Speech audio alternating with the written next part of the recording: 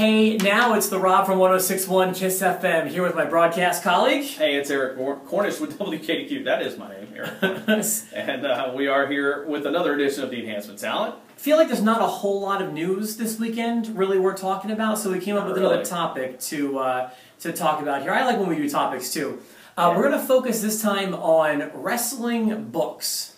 Yes, wrestling books, which I got to tell you have been a little bit on the decline since the network came along because, you know, we're watching, right. you know, our entertainment. But there have been several books that I enjoyed reading a whole lot, and we've got some good ones coming out here pretty soon. I know JR's working on one. Daniel Bryan's about to release one if he hasn't already. And yeah, there's still some modern ones out there. And I was recently, in fact, for my birthday about a month ago, my parents took me to Barnes & Noble to pick out a few things, and all wrestling books. One a coffee table book on the Attitude Era. Nice. I got this like weird comic book graphic novel thing on Andre the Giant. I have to show you that, by the way. Cool. It's like some of Andre's craziest stories, but illustrated as a comic book with a foreword by Mick Foley.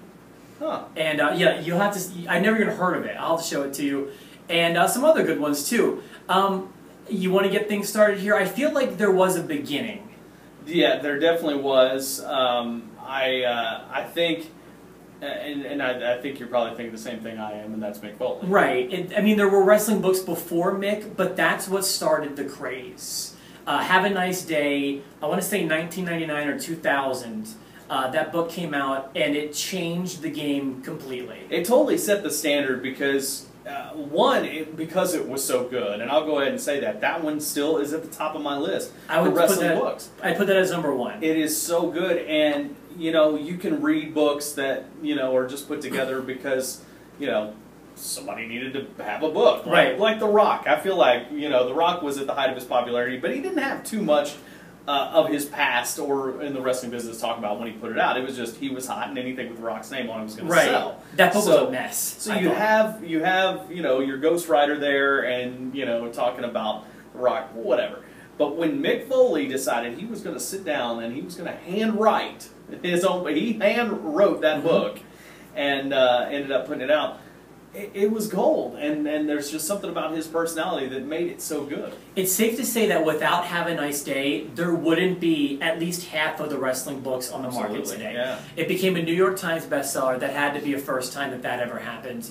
And it was the right time for this. It was like Mick Foley was hot, as you say. Like, people wanted a book from him. And he had a story to tell. Absolutely. He's got one of the best stories there's ever been. Yeah, and a voice that speaks well, lends well to writing, and the right amount of humor and seriousness, and a good amount of introspection, like looking at himself and stuff like that. Like he was the right person to do this. Absolutely, absolutely. So. And he's had a few thereafter that I feel they decline in quality, but still good. Yeah, I would say, to be honest with you, I mean, Foley is Good, which is his second one. Near as good as the first one, and probably still in my top 5 list. Others in my top 5 would include, I loved Bret's tome, Bret Hart's.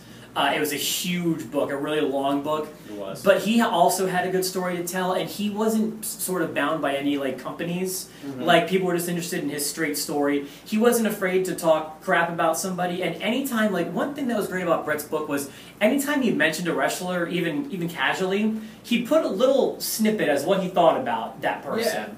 Yeah. We were hanging out with Bam Bam Bigelow, one of the greatest big men I loved working with. He was so light on his feet. And then would go on with the story. Right. I will say this about Bret's book. It wasn't one of my favorites of all time, but what I do like about Bret, I don't like people that start, for example, let's talk about Eric Bischoff, controversy creates cash. That has been Bischoff's strategy, in his entire life, except when he wrote the book. Because there was no controversy in that book whatsoever. Bret is not afraid to put a little controversy in. Now, I'm not saying I'm looking for everybody to bury people, but what Bret did was not only if he didn't like somebody or had an opinion about somebody, he put it in there, but he also wasn't afraid to put himself out there and talk about his misgivings and his, the things that he did wrong in his life. And especially as a husband. Yeah, exactly. And that's what makes that book so good, I think. Yeah, I did really appreciate that book because Bret was a guy, he does have that stuff fueled up inside of him. Just has a lot of anger in his, at least back then. He seems happier now.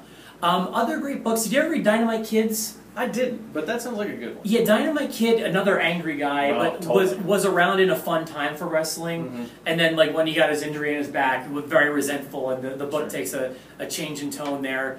Piper, I thought, did you ever read his book? Piper's is really good. My second, you haven't mentioned my second favorite, and that's Jericho's first book.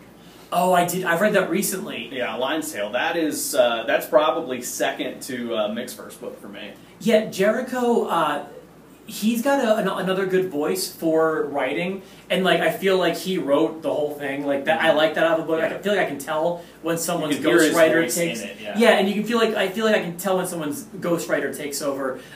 Jericho's was a lot of fun too. Like I love the '90s, and like Jericho and also Edge, who had a good book. Yeah, Edge was good. Edge, I feel like both of those guys could have been my friends growing up. Yeah. Like both like video games and heavy metal music and rock music and you know silly names for all their friends. Yeah, you know, that kind of stuff. Yeah, it's like that. That reminded me of my group of friends. What do you think about? I bet you we both like this one. I loved Lawler's book. Lawler's book was very good. Yeah, that was in my top 5 too. I didn't realize that. Also, like us, he was into radio and a radio DJ, and talked about that for a little bit, and you know, talks about his time in Memphis and then WWE. A great book. One of my favorite stories in that book happens just down the road here at the Coliseum, where Andre comes in, and you know, Andre was known for having this win streak or whatever, and so they brought him in, and he said, well, "What are we doing tonight, boss?" And Lawler goes, "Well, I'm thinking I beat you," and you know, Andre, he's just like, "Okay, boss." I mean, he, you know, and now had Vince Sr. known that was the case, Vince Sr. would have put a stop to it then.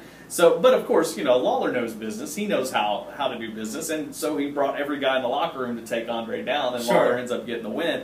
Well, you know, when the wrestling magazines got wind of it, they actually published the headline, "Andre the Giant beaten by a midget."